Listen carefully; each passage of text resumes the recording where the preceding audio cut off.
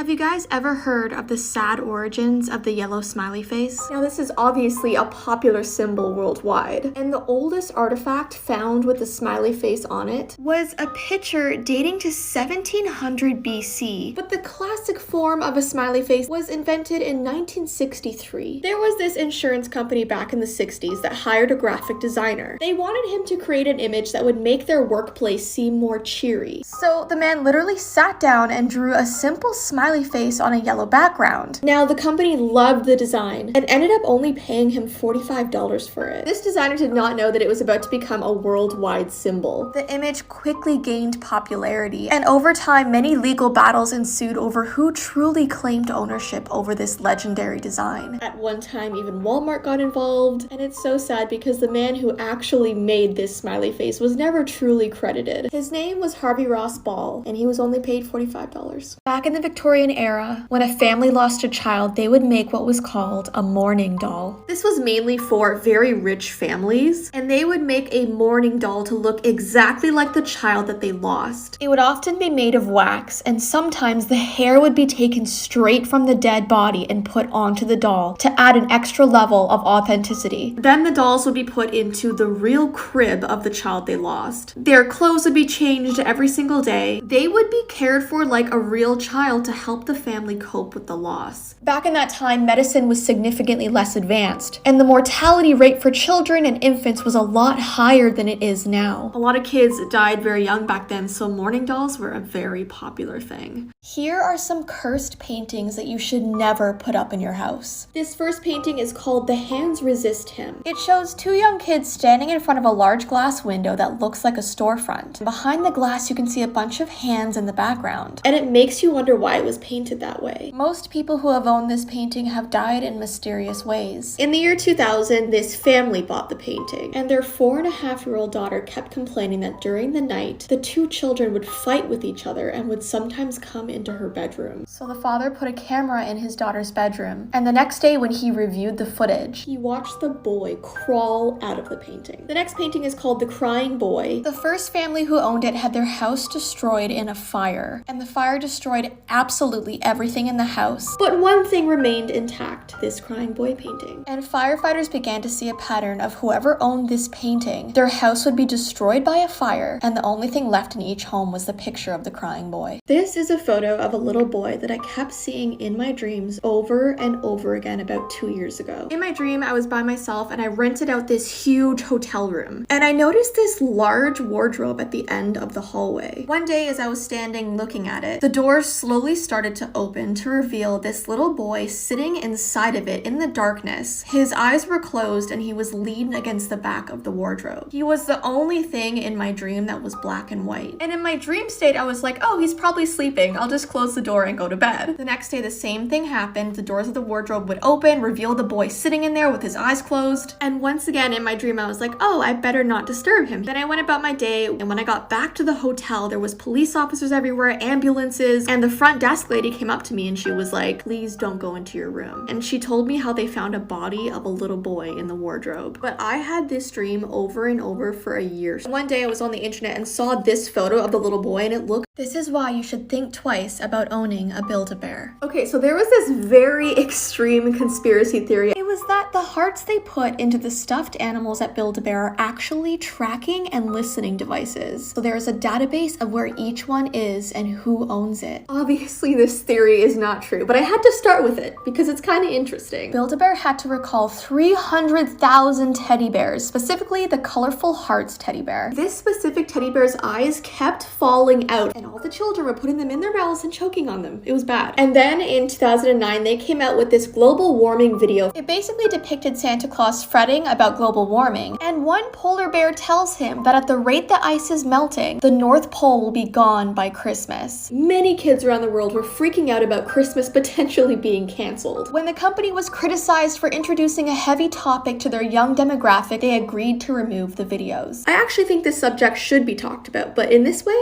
did you hear about the tragic accident that happened on the Pirates of the Caribbean ride? Because of this accident, there's apparently a real ghost ghost that lives inside this ride. The ghost is said to be a construction worker named George, but during the construction of this ride, George was unfortunately crushed by a large piece of the set that killed him instantly. So now it's said that his spirit lingers there, and staff members have to say good morning to him when they arrive to work and farewell when they leave. If they don't, he'll make life tough for them by causing the Pirates of the Caribbean ride to malfunction and break down throughout the day. It's said that he especially likes to haunt any females that go on this ride. There's been complaints of their hair being pulled or being poked on the back, but the saddest thing is that shortly after the theme park opened, a sad-looking older woman would periodically visit the attraction and ask to ride alone. Cast members then reported seeing her speak to nobody and sobbing into her ride boat. And then apparently it was revealed to be George's heartbroken mother, which is horrible. You're about to hear some of the creepiest sounds that have ever been recorded. The first sound is the sound of Saturn. It's actually a really eerie noise. It's a reminder that space can be noisier than one would expect. The next sound is a tornado siren, which obviously warns people when a tornado might be in the area. Next, we have the sound of a red fox. They make a noise that sounds like a woman screaming or like someone's in distress, and police are often called because the foxes sound so human. Yeah, I would not want to hear that in the middle of the night. And lastly, we have a recording of the first human voice. This was recorded in 1860, and it's a person singing Au Clair de la Lune.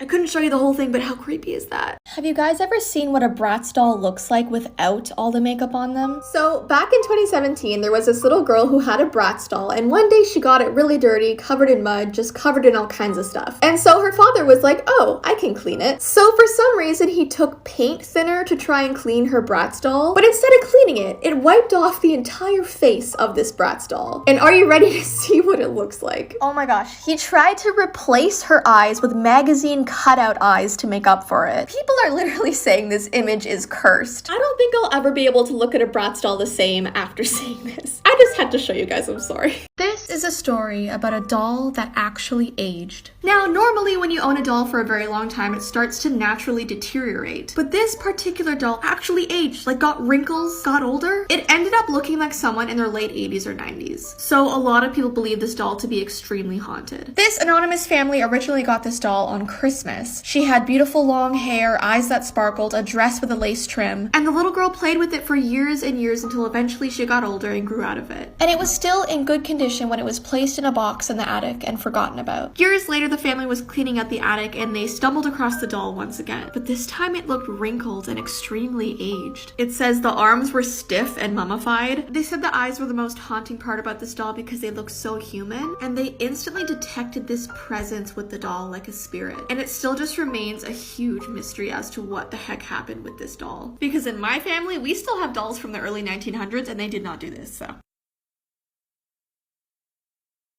This is why everybody was afraid of Baby Laugh-A-Lot. So this doll came out in 1970. She was obviously known for laughing hysterically, and the doll literally has her mouth open showing her teeth. One of the very first commercials that aired showing this doll actually scared a lot of people. It shows these two girls with this doll laughing uncontrollably, and that's the whole commercial, just everybody laughing. Now, this doll does not have a cute little laugh. She actually sounds exactly like Chucky, and people said she would just turn on at random times while everybody was asleep. She was basically the doll version of Tickle Me Elmo. Another creepy doll that came out was called Hugo, Man of 1,000 Faces. And he was like this half-man doll with a blank expression on his face. And he came with different accessories like wigs, facial hair, glasses, warts, moles. And you were basically able to make him look however the heck you wanted. And I don't know about you guys, but he's incredibly scary. This is why you need to watch out for a man with orange eyes. Orange eyes is actually a cryptid that you can find in Ohio. It's reported to be over 11 feet tall and 1,000 pounds. It is said that Orange Eyes lives under a Cleveland cemetery, and the first time he was ever seen was on March 28th of 1959. On that day, he attacked two teenagers that were hanging out at Lover's Lane. They claimed he was large and hairy and had these bright orange eyes. He also had this matted black hair and a strange odor. He was last spotted in 1991 when he appeared to two fishermen in Mill Creek, and afterwards he apparently ran into a nearby woods and he was never seen again. Some people believe he's actually an alien, but to this day he still remains a mystery.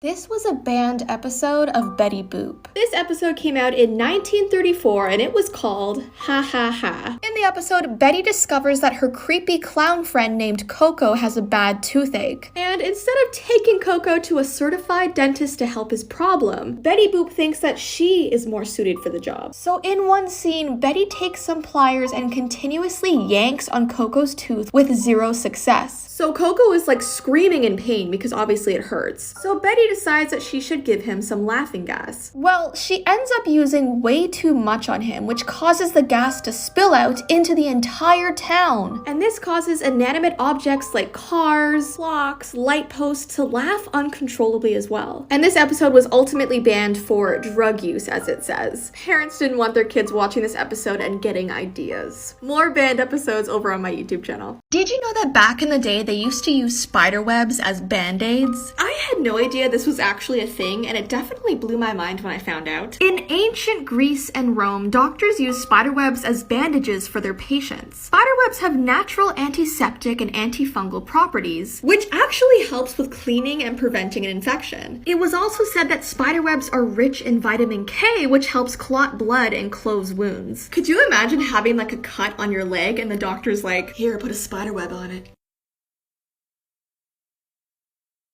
There are a lot of people who believe that owls are actually aliens in disguise. And I think those beliefs stem from the way the media has portrayed owls. The movie The Fourth Kind came out in 2009, and it was marketed that it was based on real events. The movie was about people talking to a psychologist about encounters they had with aliens in the middle of the night in their bedrooms. They all described this white owl showing up at their window, pretty much tapping on the glass, trying its best to get in. You eventually find out that the owls are aliens in disguise, and it's absolutely terrifying. I mean, I couldn't look at owls the same after watching that movie. There's also a kid's book called The Owls Have Come to Take Us Away by Ronald L. Smith. And it's about this 12-year-old boy who is obsessed with aliens, and when he's too worried about them to sleep, he'll lie down in bed and listen to the owls hoot outside his window. The owls have the same eyes as the aliens that he worries about. So yeah, do I really believe that owls are aliens? No, but I do think they're a little bit creepy sometimes.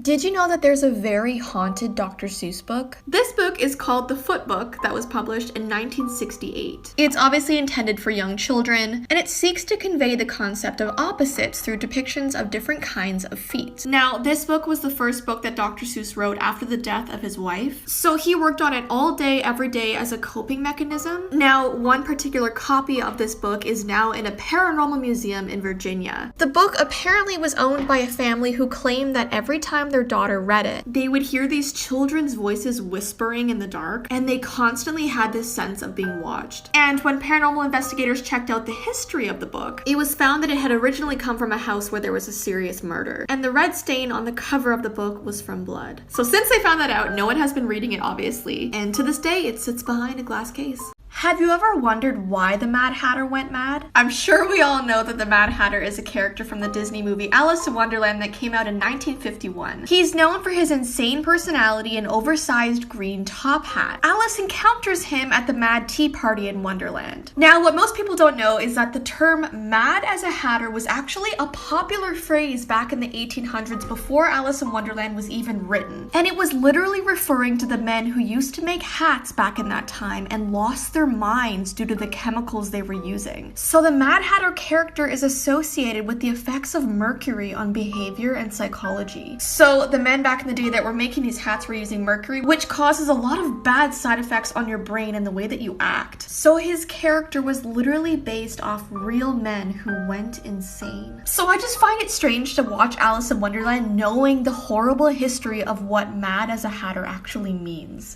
Lately, I've been seeing these creepy doll head lights everywhere, so I decided to buy one for myself. Welcome to the first episode of I Buy Weird Things. So I found this cutie online. I know she looks a little bit dirty, but I think she's made to look like that. And I've decided to put her in my guest room. I don't care how weird that sounds. But I thought we would find out how she glows together. All right, here we go. Oh goodness. Why did I think her whole head was gonna glow and not just her eyes? Camera can't even focus on her face. Okay, this is the coolest thing I've ever owned. Imagine going to bed and you just see this in front of you. My guests are gonna hate me, aren't they? Hi guys. Okay, so since we were on the topic of ghost photos, I thought I would show you guys one more that I found that was taken of me back in 2015. So my friend was over, we were both bored, so we decided to go out and do like a photo shoot thing. We were driving down the road trying to find a good location for our photo shoot when we passed this old abandoned barn. Now this barn was like half collapsed, the windows were broken. We thought it would be a really cool like location to take these pictures. We took like hundreds of photos, and when I was looking through them later, I saw this one photo of me where in the window you could see this creepy like figure. It almost looks like this woman who has like a white cloth over her head. It looks like she's standing in the barn like peering through the window at me. And who knows, this could have just been like a really weird reflection, but it still haunts me to this day, so I had to show you guys. What do you think? This is why you should throw out your old Play-Doh containers. Pictures have been coming out lately about what happens when a container of Play-Doh sits for a few years without being played with. They start growing what is called sodium chloride crystals, and people have even given them the name alien spores. This is because Play-Doh is made of flour, water, salt, and a binding agent, and when the water evaporates, crystals form. And people are freaking out because the rumor says that it has a potential of exploding if it gets mixed with water. But I have a feeling that that's not exactly true. I'm not a scientist or anything, but that doesn't sound accurate. But the crystals growing on your old Play-Doh is true, and they still look pretty creepy. This was the day that someone attempted to kidnap my sister. So my family and I went on a trip to Paris back in 2014, I believe. And on one of the days, we really wanted to go see the catacombs. And I don't know if this is normal, but there was a super long line there, and they told us we had to wait for about 2 to 3 hours. So to pass the time, we were sort of just exploring, walking around the streets, looking at stuff. And my sister and I were probably walking about 10 meters in front of my parents. Now, this was a very crowded area. People were everywhere. We were like a can of sardines or something. And suddenly this man in the crowd grabs my sister's arm and starts pulling her through the crowd of people. And I was the only one closest to her, so I started screaming, going after this man. I even started kicking him. And I was so worried that I was gonna lose her in this crowd. Well, my dad saw us screaming, he ran over and he threw this guy across the road. I'm not even kidding. The man ran away, and I just cannot believe that happened. This is a warning about a woman named Soap Sally. There's a legend in some regions of Appalachia about this creepy old woman who walks around the town at night looking for children who have run away from home. If she finds one, she grabs them by the hand and leads them towards her house in the woods, and nobody ever sees them again. Here's the creepiest part. People say she turns the children into soap. Some even say she makes the soap resemble children's hands, and when she's done, they say she sells the soap to the parents of the missing children. So parents in that area used to use this story to scare their children. So if their kids were out too late, they would say things like, "If you don't get home before dark, Soap Sally will get you." These terrifying looking things are called Undyne swimming dolls. There was this toy maker named Ellie Martin, and he was terrified of the water growing up. So in 1878, he created these wind-up dolls that would float and swim around in the water. He was hoping that it would make swimming more fun for kids who were afraid. And I do think that's such a sweet and awesome idea, but when people look back at them now, they are pretty spooky looking. Like the way its arms and legs are bending, it looks so unnatural. And they came in so many different styles. Sometimes parents would even have them custom made to look exactly like their child. Imagine your parents bringing this home with your face on it. This is why everybody was afraid of this particular Toys R Us store. This store is located in Sunnyvale, California. It was built in 1970 over an old ranch that existed in the 1800s. The ghost of a man named Johnny Johnson is said to haunt the land around this Sunnyvale Toys R Us, since it was built exactly where he had died. Staff have reported hearing their names being whispered to them, feeling cold breezes in the aisles, literally seeing toys move around on their own, and in the women's bathroom sinks constantly turn on by themselves. And most of the female employees have said they felt someone playing with their hair. Staff was so convinced there was a ghost there that one day they decided to have a seance in the middle of the store. And they actually ended up getting a photograph of the ghost. This is a real photo of them all sitting on the ground. And behind them, there's a silhouette of a man who's leaning against one of the shelves. He's oddly surrounded by this really bright light, even though they were sitting in the dark. And they believe this figure in the photo to be the ghost of Johnny Johnson.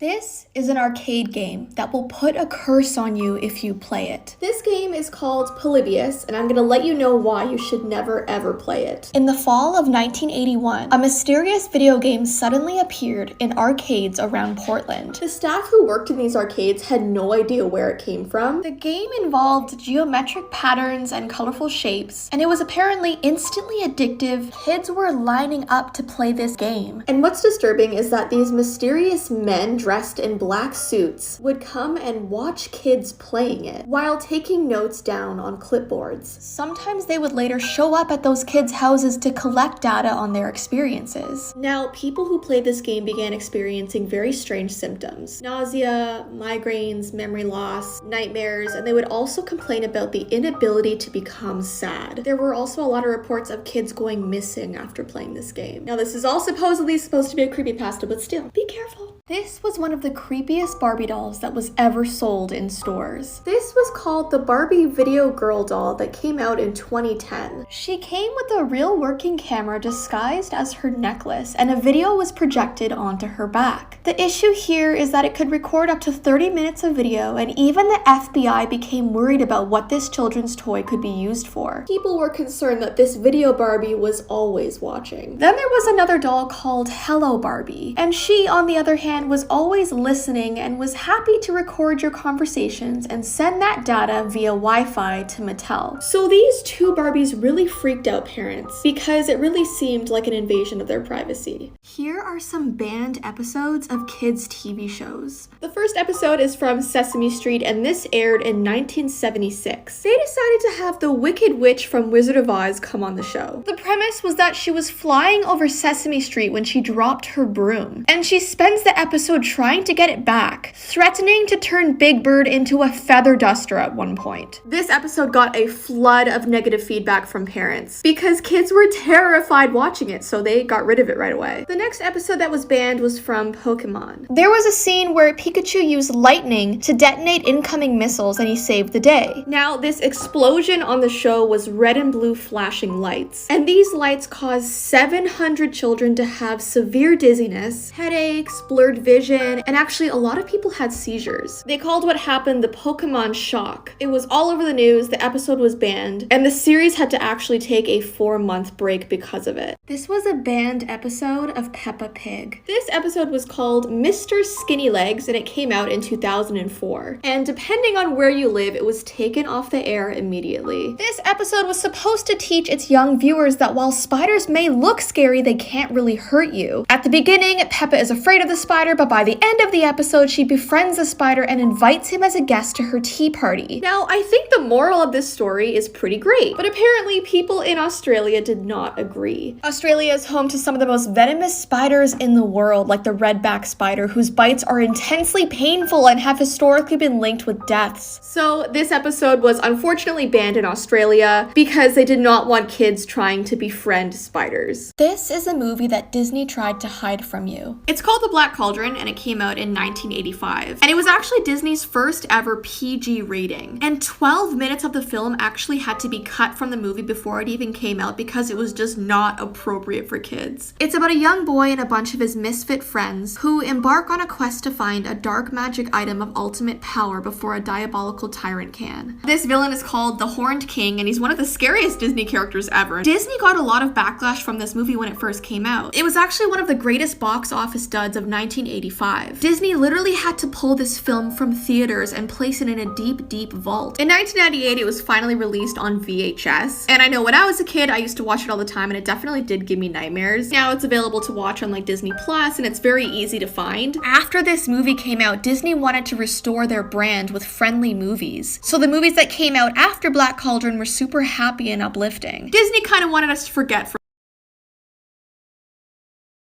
This person that you're looking at right now does not exist. There is a real website out there called thispersondoesnotexist.com, and it basically just shows a bunch of randomly generated faces, but none of these people exist in real life. This website was launched by a software engineer named Philip Wang, and it's an AI system that comes up with some of the most realistic looking faces of non-existent people that machines have produced thus far. It's definitely one of the eeriest sites that I've ever been on in my life because these people look so real, but it's just literally a bunch of people's faces mishmashed to look like one. This site shows how easy it is becoming for people to create fake images that look plausibly real, and the generator creates a new face every 2 seconds. So if you want to see this, definitely go look for yourselves, but I warn you, it's eerie.